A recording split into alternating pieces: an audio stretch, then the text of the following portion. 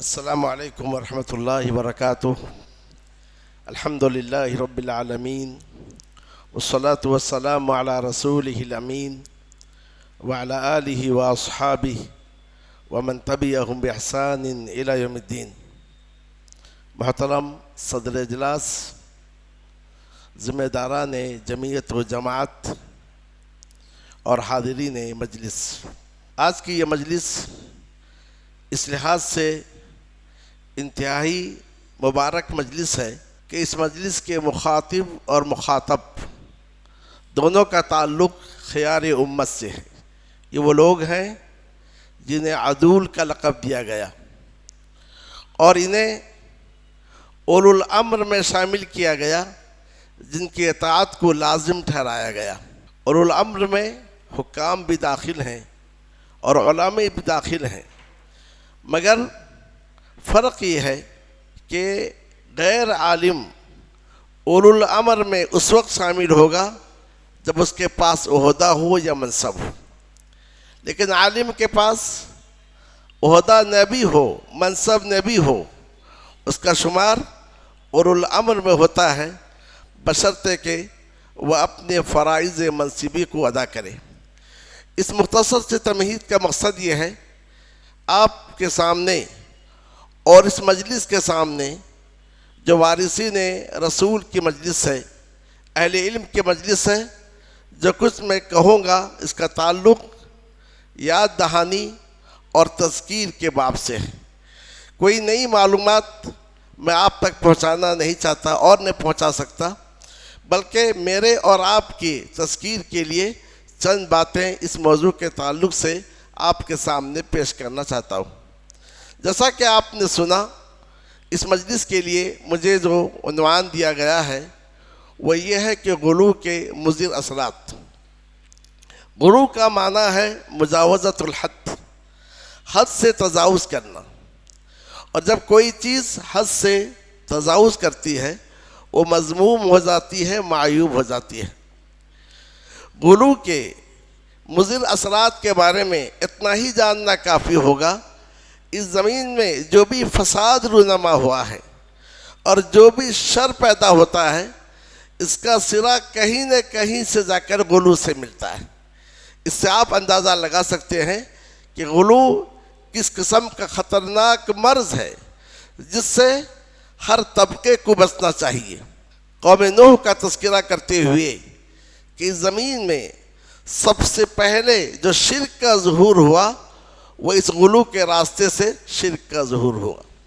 اللہ عز و جل نے قوم نوح کے تعلق سے فرمایا، وَقَالُوا لَا تَذَرُنَّ آلِهَتَكُمْ وَلَا تَذَرُنَّ وَدًّا وَلَا سُوَاعًا وَلَا يَغُوثَ وَيَعُوقَ وَنَسْرًا وَقَدْ أَضَلُّوا كَثِيرًا۔ جب انہوں نے اپنے صالحین کے تعلق سے غلو سے کام لیا، اس کا نتیجہ یہ ہوا کہ وہ گمراہ ہو گئی۔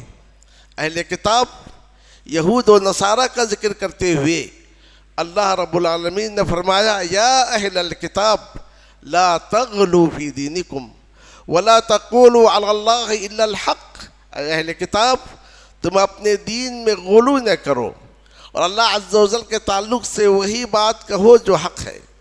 اہل کتاب نے کیا کیا تھا؟ یہود کہتے تھے عزیر ابن اللہ، نصارہ کہتے تھے مسیح ابن اللہ، اور یہود کا عقیدہ یہ تھا کہ ثالث و ثلاثہ کا عقیدہ تھا۔ یہ سارے کے سارے جو عقائد ان یہود و نصارہ میں پیدا ہوئے وہ کس وجہ سے؟ اسی غلو کی وجہ سے۔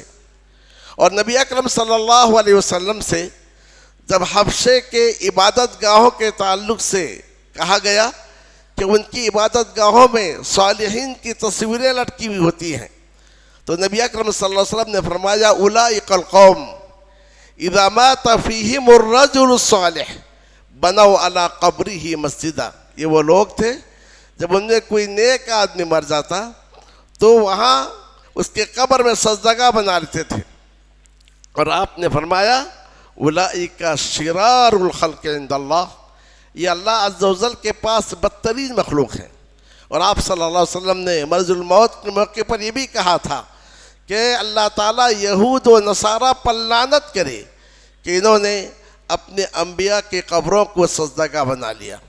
تو اس طریقے سے تاریخ کا ایک ایک ورق الٹتے جائیے، یہ جو زمین میں فسادات رونما ہوتے ہیں، گمراہیاں پیدا ہوتی ہیں، مختلف قسم کی برائیاں جنم لیتی ہیں، اس کا تعلق کہیں نہ کہیں سے غلو سے جا ملتا ہے۔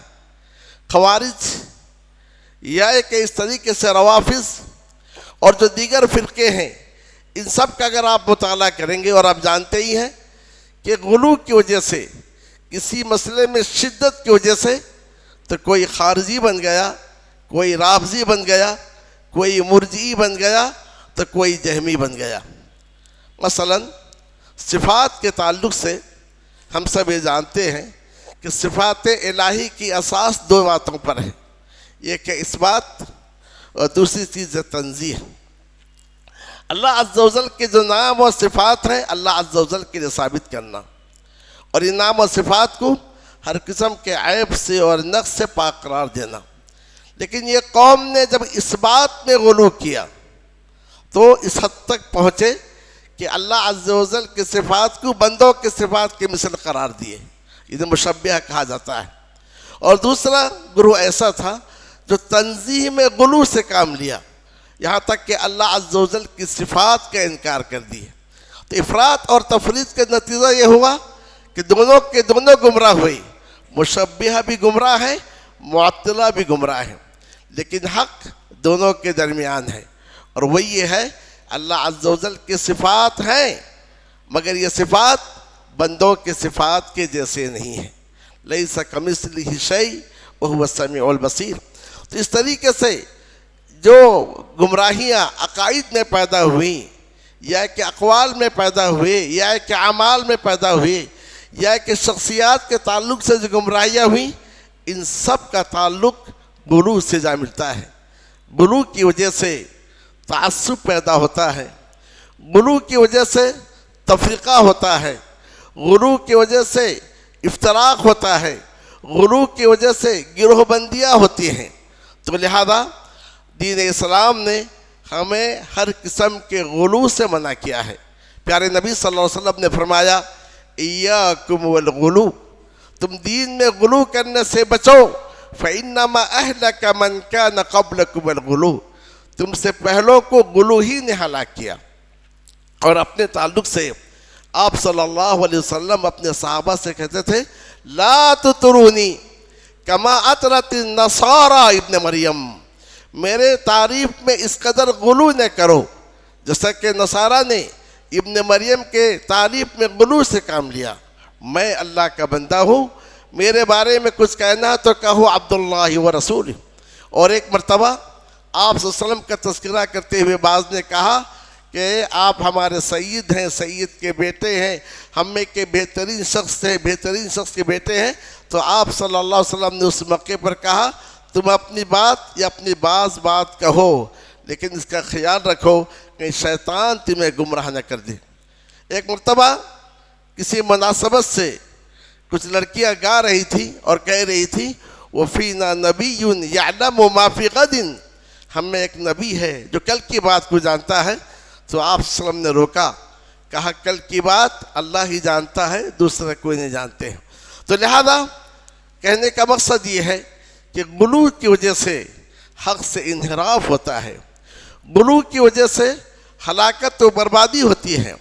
اور جب کوئی شخص غلو کرتا ہے یا کہ افراط میں مبتلا ہوتا ہے تو دوسری جانب تفریط اور تقصیر میں بھی مبتلا ہوتا ہے۔ اور اس مجلس کے تعلق سے تین باتیں کہہ کر میں اپنی بات کو ختم کروں گا۔ ان میں سے یہ کی ہے کہ اس مجلس میں ہم جو علماء کی مجلس ہیں، ہم میں سے بعض علماء ایسے ہیں جو اپنے مشائخ اور اپنے اساتذہ کے تعلق سے اس قدر غلو کرتے ہیں کہ مسائل میں اسی رائے کو لیتے ہیں یا اسی رائے کو ترجیح دیتے ہیں جو انہوں نے اپنے استاد سے سنی ہے یا کہ اپنے شیخ سے سنی ہے یا کہ جس شیخ سے وہ متاثر ہیں، جبکہ ہونا ہی چاہیے۔ ہمارے مشائخ نے ہمیں یہ سکھایا ہے کہ یہ مشائخ، یہ اساتذہ، ان کا احترام سر و آنکھوں پر ہے، لیکن اللہ اور اس کے رسول کا قول ان پر راجع ہے۔ تو لہذا ہمیں چاہیے اسی موقف کو اپنائیں۔ اور دوسری بات یہ ہے کہ ہمیں بہت سارے ایسے مشائخ اور علماء بھی ہیں جن کا اپنا اپنا ایک حلقہ ہے، جن کے اپنے اپنے معتقدین ہیں۔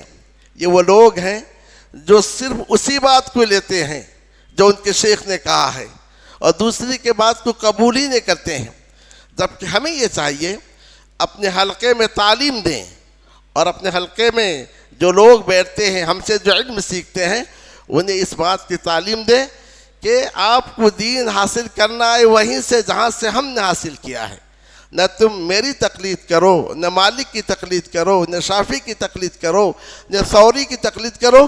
یہ وہ چیز ہے جسے ہماری اسلاف نے ہمیں سکھایا ہے۔ مکہ مکرمہ میں جب میں جالیات کے تحت، مکتب جالیات کے تحت درس وغیرہ دیا کرتا تھا، بہت سارے ایسے لوگ درس میں ہوتے تھے جو کہتے تھے کہ حرم میں 2 شیخ ہیں، ایک شیخ نے اس مسئلے میں یہ کہا، دوسرے نے اس مسئلے میں یہ کہا۔ ہمارا جواب یہ ہوتا تھا آپ ان کے نام مت لو، کیونکہ اس سے لوگوں میں حساسیت پیدا ہوتی ہے۔ آپ پوچھو اس مسئلے میں دلیل کیا ہے، اور جب آپ دیکھتے ہیں کہ 2 صاحب علم کے قول میں اختلاف ہو رہا ہے، ان سے دلیل پوچھو کہ کتاب اللہ اور سنت رسول اللہ سے ہمیں دلیل بتائیے اور اس دلیل کے مطابق آپ عمل کیجیے۔ تو لہذا ہمیں یہ چاہیے اپنے حلقے احباب میں لوگوں کو یہ سکھائیں کہ وہ دین دلیل کی روشنی میں سیکھیں، اور ہر چیز میں جاننے کی کوشش کریں کہ اس میں دلیل کیا ہے۔ اور تیسری بات یہ ہے، ہم سب اہل علم ہیں اور جانتے ہیں شرعی جو احکام ہیں 5 قسم کے ہیں، بعض ایسے ہیں جو واجب ہیں، بعض حرام ہیں، بعض مستحب ہیں، بعض مکروہ ہیں اور بعض مباح ہیں۔ ایسا ہوتا ہے کہ ہم کسی مسئلے پر جو مستحب کے درجے میں ہے اس قدر سختی برتتے ہیں، اس کے درجے سے اٹھا کر واجب کے درجے تک پہنچا دیتے ہیں، اور اسی بنیاد پر ایک چیز جو فرض اور واجب ہے اس پہ اس قدر تساہل برتتے ہیں گویا کہ وہ مستحب ہے۔ تو لہذا ہمیں چاہیے کہ یہ وہ احکام جو کتاب اللہ اور سنت رسول اللہ کی روشنی میں بنائے گئے ہیں، اس کو سامنے رکھتے ہوئے درس و تدریس کے حلقات میں اس کو سامنے رکھیں، اور مسائل کے بتانے میں کسی مسئلے پر اتنی سختی نہ کریں جس کا وہ متحمل نہ ہو۔ بعض علماء مشہور ہو جاتے ہیں فلاں مسئلے میں سختی کرتے ہیں، اس سے زیادہ خرابی ہوتی ہے اس پر وہ توجہ نہیں دیتے ہیں۔ تو ہر مسئلے کو اس کا حق دیا جائے۔ خلاصہ یہ ہے، افراط سے بچیے، تفریط سے بچیے، اعتدال اور وسطیت کی راہ اختیار کیجیے۔ رب العالمین سے میری دعا ہے اللہ عز و جل ہم سبوں کو اس کی توفیق عطا فرمائے۔ وصلی اللہ تعالی علی النبی الکریم وعلی آلہ وصحبہ اجمعین۔ مرسی ٹی وی کے مزید ویڈیوز کے لیے ہمارے چینل کو سبسکرائب کریں اور بیل آئیکن کو کلک کرنا نہ بھولیں۔ جزاک اللہ خیر۔ مرسی ٹی وی، پیغام رحمت۔